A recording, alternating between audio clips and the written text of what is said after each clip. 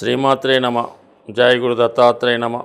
ఈ వీడియోలో మనం ఆగస్టు 1వ తారీఖు నుంచి 31వ తారీఖు మధ్యలో జరగబోయే మాస ఫలితాలు కన్యా రాశి వారికి ఏ విధంగా ఉండబోతున్నాయి అన్న విషయాన్ని మనం సంచరించే ప్రయత్నం చేద్దాం. కన్యా రాశి వారి యొక్క ఈ వారం గోచార గ్రహస్థితి గమనిస్తే రాశి అందే కేతుగ్రహ సంచారం, 6వ స్థానంలో శని వక్రి, సప్తమంలో రాహు, భాగ్యంలో గురు కుజులు, లాభంలో రవి, వ్యయంలో బుధ శుక్రుడు. ఇక ఫలితాలు పరిశీలించినప్పుడు ప్రస్తుతం రాశి యందు సంచరిస్తున్నటువంటి కేతు భగవానుడు హస్తా నక్షత్రం మీద మారడం జరిగింది. ఈ కారణం వల్ల ఏంటంటే జాతకుడు తొందరగా ఒక నిర్ణయానికి రాలేకపోతుంటాడు. వచ్చిన ప్రతి అవకాశాన్ని 10 రకాలుగా ఆలోచిస్తూ సరైనటువంటి నిర్ణయం తీసుకోలేకపోతుంటాడు. ఆ కారణం వల్ల ఏంటంటే కొన్ని మంచి అవకాశాలు పోగొట్టుకోవడం జరుగుతూ ఉంటుంది. అందుకని ఏంటంటే ఈ సమయంలో ఈ రాశివారు ఏంటంటే షేర్ మార్కెట్, స్పెక్యులేషన్ లాంటి జోలికి ఎప్పుడు వెళ్ళొద్దు. ఏదన్నా మీకు నిర్ణయం తీసుకోవాలనుకున్నప్పుడు అది ఖచ్చితంగా మీకు శ్రేయోభిలాషులైన వారి దగ్గర నిర్ణయం తీసుకొని వాళ్ళ అనుకున్న ప్రకారం వెళ్తే మంచిది తప్ప మీ నిర్ణయం కొన్నాళ్ళ వరకు అంత అనుకూలం కాదు. ఇక లగ్న దశమాధిపతిగా ఉన్నటువంటి శుక్రుడు 12వ స్థానంలో ఉంటూ ధన భాగ్యాధిపతి శుక్రుడు బుధుడు కూడా కలిసి ఉన్నారన్నమాట. ఇది ఒక అద్భుతమైనటువంటి ఉన్నత విద్యా యోగం. అది దూర ప్రాంతంలో ఎవరైతే విద్యను అభ్యసిద్దాం అనుకున్నారో అది విదేశం అవ్వచ్చు, ఇతర రాష్ట్రం అవ్వచ్చు, వాళ్ళకి ఇది మంచి అవకాశం అన్నమాట. ఇది ముఖ్యంగా స్త్రీలకు ఎక్కువగా ఉన్నత విద్యా అవకాశాలు లభిస్తాయి. ముఖ్యంగా పీజీ లాంటి కోర్సుల్లో ఈజీగా ప్రవేశం లభించే అవకాశం ఉంది. అది వ్యయభావం అవడం వల్ల దూర ప్రాంతం అవుతుంది. అలాగే ఉద్యోగం మారదాం అనుకున్న వాళ్ళకి కూడా ఇది కొంతవరకు మంచి అవకాశాలు ఇవ్వడం జరుగుతూ ఉంటుంది. శుక్రుడు వ్యయంలో ఉన్నప్పుడు వ్యక్తిగతంగా ఖర్చులు చాలా ఎక్కువగా పెరుగుతూ ఉంటాయి.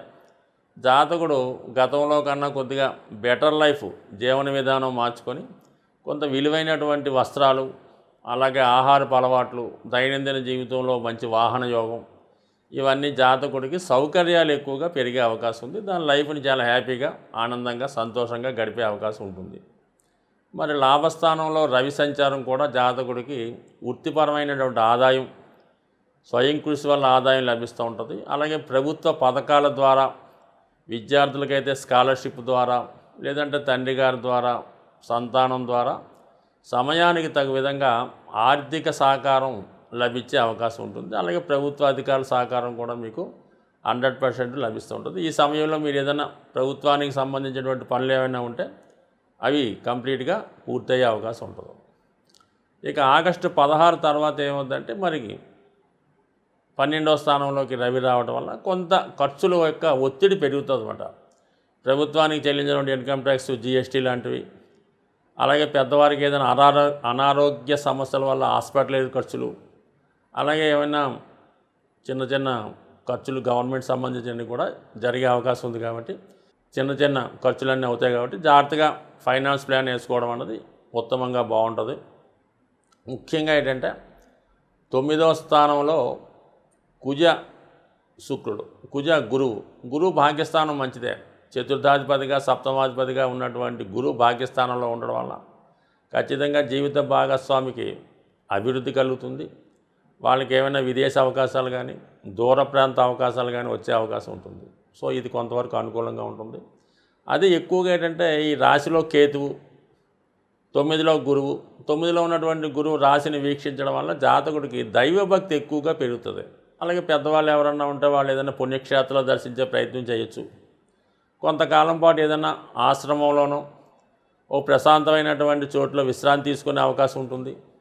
లేదంటే కొంతమంది ఏదైనా ప్రకృతి ఆశ్రమంలో చేరి అక్కడ వైద్యం లాంటివి చేసుకునే అవకాశం ఉంది. ఏదైనా జాతకుడు ఆధ్యాత్మిక చింతన పెరుగుతుంది, పుణ్యక్షేత్రాలు దర్శిస్తారు, చాలా వరకు తన దగ్గర ఉన్నటువంటి సంపదను ధనాన్ని ఇతరులకి కొంతవరకు సహకరించడం కానీ ఎవరికన్నా గుప్తదానం చేయడం కానీ జరిగే అవకాశాలు కూడా ఎక్కువగా ఉంటాయి. బట్ ఏదైనా ఇది ఒక వరకు ఈ గురు భాగ్యస్థితి జాతకుడికి ఆధ్యాత్మిక చింతన పెరుగుతుంది. ఎవరైనా ఆధ్యాత్మిక రంగంలో ఉన్న వాళ్ళకి తగిన గుర్తింపు వస్తుంది.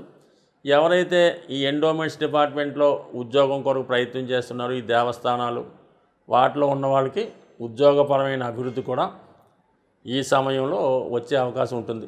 సో ఏదైనా మనకి కుజుడు భాగ్యస్థానంలో ఉండడం కూడా ఒక విధంగా తృతీయాధిపతి భాగ్యస్థానంలో ఉన్నప్పుడు ఏంటంటే జాతకుడు అనుకోకుండా ప్రయాణాలు చేయవలసి ఉంటుంది. అది దూర ప్రాంత ప్రయాణం అవ్వచ్చు, వృత్తిపరమైన ప్రయాణం చేయొచ్చు. బట్ ఏదైనా భాగ్యస్థానంలో ఉన్న గ్రహాలు ఆ కారకత్వాల ద్వారా మనకి ఏదో ఒక అదృష్టాన్ని కలిగిస్తూ ఉంటాయి. అంటే గురువు కుజుడు రెండు కూడా ఏంటంటే పిల్లలకి చాలా వరకు అభివృద్ధికరంగా ఉంటుంది.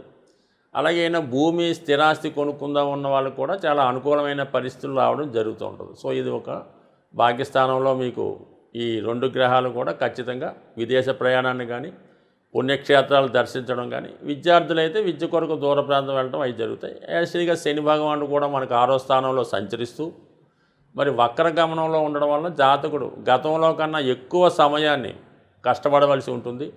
అలాగే అదనపు ఆదాయం కొరకు కూడా జాతకుడు చేసే ప్రయత్నాలు చాలా వరకు ఫలించే అవకాశం ఉంది. అయితే వక్రగమనంలో ఉన్నటువంటి శని భగవానుడు పంచమ స్థాన ఫలితం కూడా ఇస్తాడు కాబట్టి స్పెక్యులేషను షేర్ మార్కెట్ జోలికి వెళ్లకుండా ఉండడం, పైపెచ్చి ఎవరికి కూడా ఆ విషయంలో సలహాలు ఇవ్వకుండా ఉంటే మంచిది. ముఖ్యంగా వివాహ ప్రయత్నాలు వాయిదా పడే అవకాశం ఉంటుంది. దాన్ని బట్టి మాత్రం కొంత బాగా శ్రద్ధ పెడితే తప్ప మరి రేపు ఈ ఆగస్టు నెలలో ఎవరైతే వివాహం కొరకు ఎదురు చూస్తున్నారో వాళ్ళకి కొద్దిపాటి అవాంతరాలు కానీ చికాకులు కానీ ఇబ్బందులు కానీ వచ్చే అవకాశం ఉంది. కాబట్టి చిన్న చిన్న సమస్యలు ఉంటే సర్దుకోవాలి తప్ప దాని కొరకు వివాహాన్ని వాయిదా వేసుకోవడం కానీ తర్వాత వదులుకోవడం కానీ చేయొద్దు. సో ఏదైనా నిర్ణయం కరెక్ట్గా తీసుకోలేకపోతుంటారు కాబట్టి ఏదన్నా సమస్య వచ్చినప్పుడు మీరు ఖచ్చితంగా పెద్దలతో సంప్రదించి దాన్ని పరిష్కరించుకుంటే మంచిది.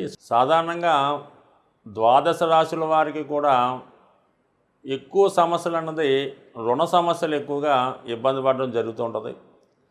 ఆ రుణ సమస్యల పరిష్కారానికి మరి ఈ నెలలో మీకు చాలా సక్సెస్ఫుల్గా 100% జరిగే రెమెడీ ఒకటి మీకు చెప్పడం జరుగుతుంది. అది జాగ్రత్తగా మీరు చేయడం వల్ల ఈ రుణ సమస్యల నుంచి బయటపడే మార్గం కనబడుతుంది. దానికి ఏం చేయాలంటే మీరు మంగళవారం రోజు సింధూరం అంటే మామూలుగా ఒక మంచి సింధూరం ట్రై చేసుకోవాలి. మనకి మామూలు చిన్న చిన్న పూజా స్టోర్లో దొరికే కల్తీ సింధూరం కాకుండా కొద్దిగా ఫేమస్గా ఉన్నటువంటి దాంట్లో షాపుల్లో మంచి సింధూరం అన్నది లభిస్తూ ఉంటుంది. దానికి అంటే మీరు మనం చేయట్లేదు, ఆ టెంపుల్లో పూజారి గారికి ఇవ్వడం వల్ల ఆ సింధూరంకి మామూలుగా ఈ సంపంగి నూనె అని మల్లె నూనె అని బాగా మంచి స్మెల్ వచ్చే ఆయిల్స్ ఉంటాయి. దొరికితే చామంతి నూనె లేదంటే మల్లె మొగ్గల నుంచి తయారు చేసిన నూనె లేదంటే సంపంగి నూనె, అది కొంతవరకు కొంత ఖరీదైనా కూడా ఎంతైతే మరి ఆంజనేయ స్వామి యొక్క విగ్రహం ఉంటుందో ఆ విగ్రహానికి చక్కగా ఈ సింధూరం ఆ సుగంధ తైలం కలిపి మొత్తం లేపనంలా చేస్తారు. మనకి ఇక్కడ ఆంధ్ర తెలంగాణ ప్రాంతంలో అయితే దాన్ని అభిషేకం అంటారు.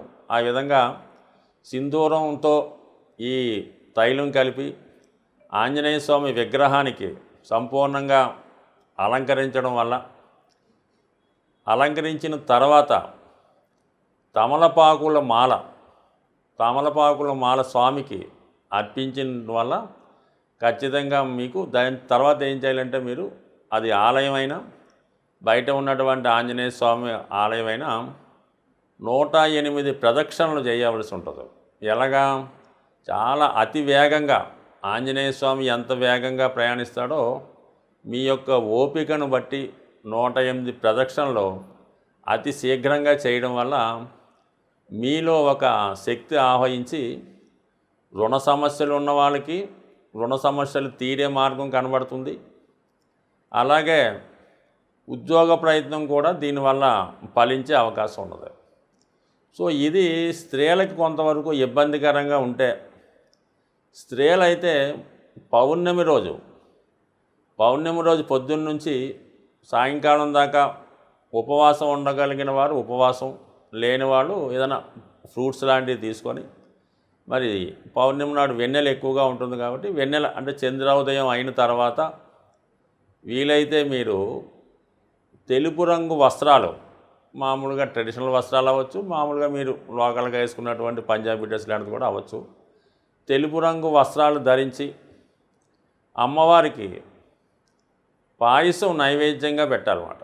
పాయసం నైవేద్యంగా పెట్టి అదే వెన్నెల్లో కానీ లేదంటే అమ్మవారి దగ్గర లలితా సహస్రనామాన్ని సంపూర్ణంగా పారాయణ చేసి ఆ యొక్క ప్రసాదాన్ని కేవలం మీ యొక్క కుటుంబ సభ్యులు మాత్రమే సేకరించడం వల్ల కూడా మరి మీకు వివాహ సమస్య ఉన్నా, రుణ సమస్యలు ఉన్నా కంపల్సరీగా మీకు దాని నుంచి బయటపడే మార్గం కనబడే అవకాశం ఉన్నది.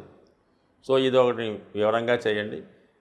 ఎంత పెద్ద రెమెడీ చేయలేని వాళ్ళు ఏం చేస్తారంటే మామూలుగా సింధూరాన్ని చక్కగా కొబ్బరి నూనెలో కలిపి ఒక 108 తమలపాకులు తీసుకొని ప్రతి తమలపాకు మీద సింధూరంతో ఒక చిన్నగా ఒక మనకి ఈ ఉంగరం వేలుతో చిన్న గీతలా గీసి ప్రతి ఒక తమలపాకు ఒక ఆంజనేయ స్వామి యొక్క నామంతో లేదంటే శ్రీరామ అని స్వామి పాదాల దగ్గర ఉంచి మీ యొక్క కోరిక చెప్పుకోవడం వల్ల 100% మరి ఏదైనా ఆంజనేయ స్వామికి తమలపాకులు ఏ విధంగా సమర్పించినా మీరు ఏ ప్రయత్నం చేసినా స్వామికి చెప్పుకుంటే అది ఖచ్చితంగా తీరే అవకాశం ఉంది.